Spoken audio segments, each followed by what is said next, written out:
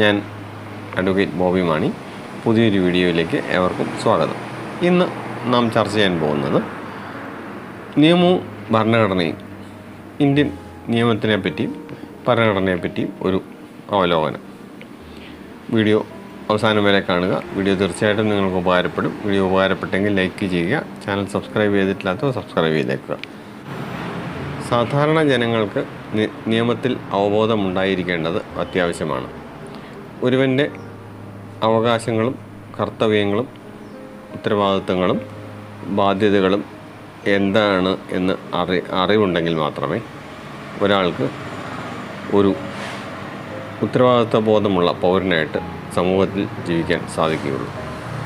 ഒരുവന് നിയമം എന്തെല്ലാം പരിരക്ഷ നൽകുന്നു എന്നും തൻ്റെ അവകാശങ്ങൾ എന്താണ് എന്നും അറിഞ്ഞെങ്കിൽ മാത്രമേ ആ അവകാശങ്ങൾ സ്ഥാപിച്ചെടുക്കാനായിട്ട് അയാൾക്ക് പരിശ്രമിക്കാൻ പറ്റുകയുള്ളൂ. അവകാശങ്ങൾ എന്താണെന്ന് അറിയാൻ പാടില്ല എങ്കിൽ അവകാശങ്ങളുടെ മുകളിൽ ഉറങ്ങിക്കിടക്കുന്നയാളായിട്ട് ജീവിച്ചു പോകും. അതുകൊണ്ട് സ്വന്തം അവകാശങ്ങൾ എന്താണ്, നിയമം അദ്ദേഹത്തിന് കൊടുക്കുന്ന പരിരക്ഷകൾ എന്താണ്, ഇതെല്ലാം ഒരുവന് അറിഞ്ഞിരിക്കണം. നിയമത്തിൻ്റെ ഭാഷ സാധാരണക്കാരന് മനസ്സിലാകാത്ത ഒരു ദുർഗ്രാഹ്യമായ ഒരു ഭാഷയാണ്. മിക്കവാറും അത് ഡബിൾ നെഗറ്റീവ് ഒക്കെ ആയിരിക്കും അതിൻ്റെ ഭാഷ. അതുകൊണ്ട് തന്നെ നിയമം സാധാരണക്കാരിൽ നിന്നും വളരെ അകലെയാണ്.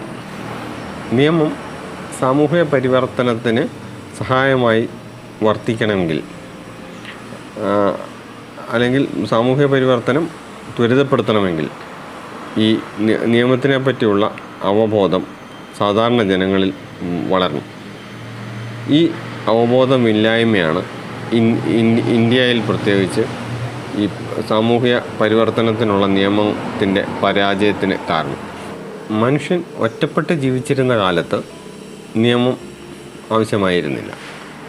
മനുഷ്യൻ സമൂഹമായി ജീവിക്കാൻ തുടങ്ങിയതോടുകൂടിയാണ് നിയമത്തിൻ്റെ ആവശ്യകത വന്നത്.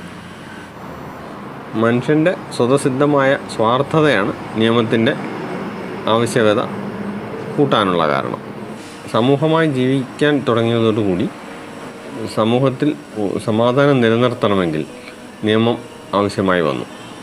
അവയാണ് ആദ്യത്തെ നിയമങ്ങൾ. പല രാജ്യങ്ങളിലും പല വിധത്തിലാണ് നിയമം ആവിർഭവിച്ചു വന്നത്. ഇന്ത്യയിൽ അത് ഋഷിമാരും സന്യാസിമാരും ആണ് ആദ്യം നിയമം ഉണ്ടാക്കിയത്. ആ നിയമം വ്യാഖ്യാനിച്ചിരുന്നതും അവർ തന്നെയായിരുന്നു. എന്നാൽ നിയമം നടപ്പിലാക്കിയിരുന്നത് രാജാക്കന്മാരാണ്. രാജാക്കന്മാർക്കും നിയമങ്ങൾ ബാധകമായിരുന്നു. അത് രാജധർമ്മം എന്ന് വിളിച്ചിരുന്നു. എന്നാൽ ജനങ്ങൾക്ക് വേണ്ടി നിയമം നടപ്പിലാക്കിയിരുന്നത് രാജാക്കന്മാരാണ്. എന്നാൽ ഇംഗ്ലണ്ടിലും മറ്റും രാജാവിൻ്റെ വാക്കാണ് നിയമമായിരുന്നത്. നിയമം നടപ്പിലാക്കിയിരുന്നതും രാജാവ് തന്നെയായിരുന്നു. ഈ രണ്ട് നിയമസംഹിതകളുടെയും ഒരു സമ്മിശ്രമാണ് ഇന്ത്യയിൽ ഇപ്പം നമുക്കുള്ള നിയമം. ഇന്നത്തെ ഇന്ത്യൻ നിയമത്തിൽ ഇംഗ്ലീഷുകാരുടെ സംഭാവന ഒരിക്കലും വിസ്മരിക്കത്തക്കതല്ല. അതിൻ്റെ തന്നെ ഒരു പ്രശ്നമാണ് നിയമങ്ങൾ മുഴുവനും ഇംഗ്ലീഷിലാണ് എഴുതിപ്പെട്ടിരിക്കുന്നത്.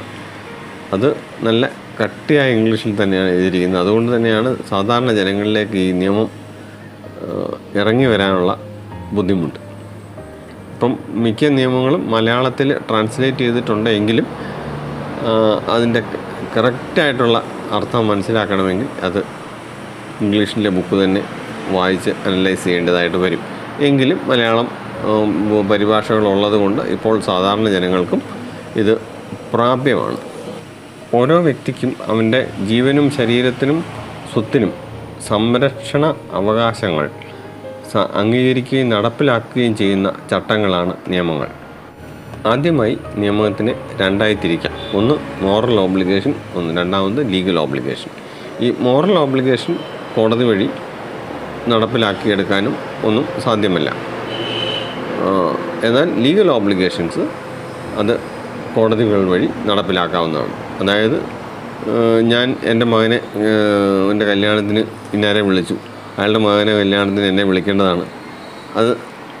അതൊരു മോറൽ ഓബ്ലിഗേഷൻ എന്ന് പറയാം. അതൊന്നും കോടതി വഴി നടപ്പിലാക്കാൻ സാധ്യമല്ല. എന്നാൽ ലീഗൽ ഓബ്ലിഗേഷൻ എന്ന് പറഞ്ഞാൽ ഒരു കോൺട്രാക്റ്റ്, ഒരു എഗ്രിമെൻറ്റ്, അത് നടപ്പിലാക്കാൻ അങ്ങനെ പല കാര്യങ്ങളുണ്ട്. അങ്ങനത്തെ ലീഗൽ ഓബ്ലിഗേഷൻസ് നടപ്പിലാക്കാൻ കോടതികൾ സഹായിക്കും. അതിനുവേണ്ടി നിയമങ്ങളുമുണ്ട്. കോടതികൾ അംഗീകരിക്കുന്ന നിയമത്തിന് ലീഗൽ ഓബ്ലിഗേഷൻസ് എന്ന് പറയും. അത് സാധാരണഗതിയിൽ സ്റ്റേറ്റ് അസംബ്ലിയോ അല്ലെങ്കിൽ യൂണിയൻ അസംബ്ലിയോ പാസ്സാക്കിയ നിയമങ്ങളായിരിക്കും.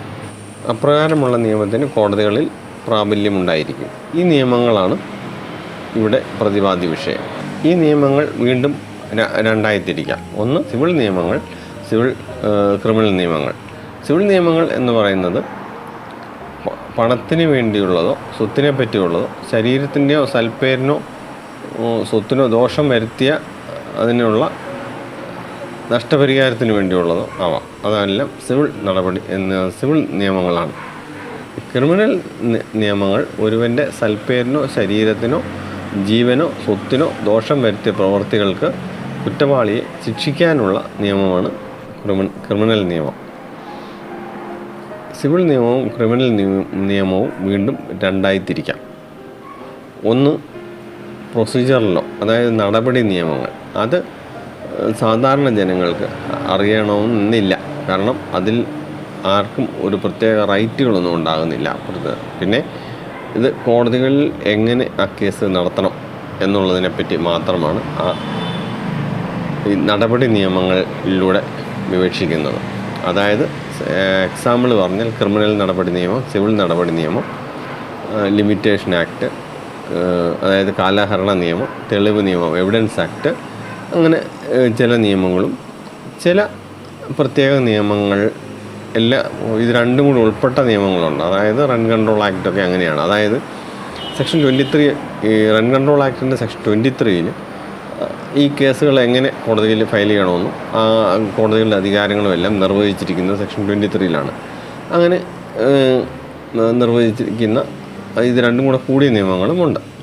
രണ്ടാമത്തെ വിഭാഗത്തിൽപ്പെട്ടതാണ് സബ്സ്റ്റാൻറ്റീവ് നിയമങ്ങൾ, അതായത് അടിസ്ഥാന നിയമങ്ങൾ. ആ നിയമങ്ങളാണ് ഓരോരുത്തരുടെയും റൈറ്റ്സിനെ പറ്റിയും ഡ്യൂട്ടിയെ പറ്റിയും നിർവഹിച്ചിരിക്കുന്നത്. ഉദാഹരണമായി കരാർ നിയമം, അതായത് കോൺട്രാക്റ്റ് ആക്ട്, പൗരത്വ നിയമം, വസ്തു കൈമാറ്റ നിയമം, അതായത് ട്രാൻസ്ഫർ പ്രോപ്പർട്ടി ആക്ട്. ഇങ്ങനത്തെ നിയമങ്ങളാണ് ഒരു സബ്സ്റ്റാൻറ്റീവ് നിയമം അല്ലെങ്കിൽ യഥാർത്ഥ നിയമം എന്ന് പറയുന്നത്. അതാണ് സാധാരണ ജനങ്ങൾ അറിഞ്ഞിരിക്കേണ്ടത്. ഇത് അറിഞ്ഞിരിക്കേണ്ടത് പൗരബോധമുള്ള വ്യക്തിയായ സമൂഹത്തിന് ജീവിക്കുന്നതിന് അത്യന്താപേക്ഷിതമാണ്. നിയമം അറിയാൻ പാടില്ല എന്നത് ഒരു കാര്യത്തിലും ന്യായീകരണമല്ല. Ignorance of law is no excuse എന്നാണ് അതിൻ്റെ പ്രമാണം.